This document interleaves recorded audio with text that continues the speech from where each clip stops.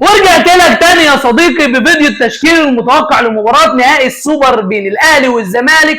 كل اللي عايز تعرفه عن التشكيل ومين اللعيب اللي هيقدر يصنع الفارق لفريقه في المباراة النهائية بين الأهلي والزمالك هتعرفه هنا. لكن في البداية دوس لايك وشير وكومنت عشان تعرف ايه التشكيل المتوقع، وانت كمان توقع معايا التشكيل في الكومنتات تحت، وقول لي مين اللي هيكون نجم المباراة بين الأهلي والزمالك بكرة في نهائي كأس السوبر. بقى يا صديقي التشكيل الاهلي في مباراه الزمالك، فهنلعب في حراسه المرمى بمحمد الشناوي، قدامه هنلعب باربعه بكوكا وياسين وياسر ابراهيم ومحمد هاني، وهنلعب بثلاثه في وسط الملعب مروان عطيه واليو ديانج وزيزو، وهنلعب بثلاثه قدامهم. في ناحيه اليمين هنلعب ببن شرقي، وناحيه الشمال هنلعب بتريزيجيه، وقدامهم هنلعب بمهاجم صريح وهو جراديشار.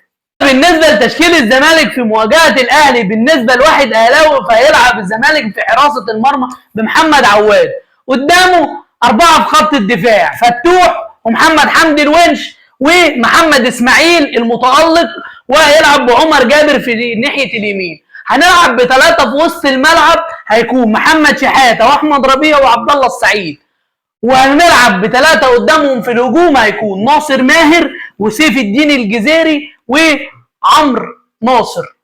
دي تشكيله الاهلي والزمالك من وجهه نظر انا. قول لي انت كمان ايه تشكيله الاهلي والزمالك كاهلاوي او كزملكاوي من وجهه نظرك، وقول لي مين اللعيب اللي هيقدر يصنع الفارق لو موجود في مباراه الاهلي والزمالك.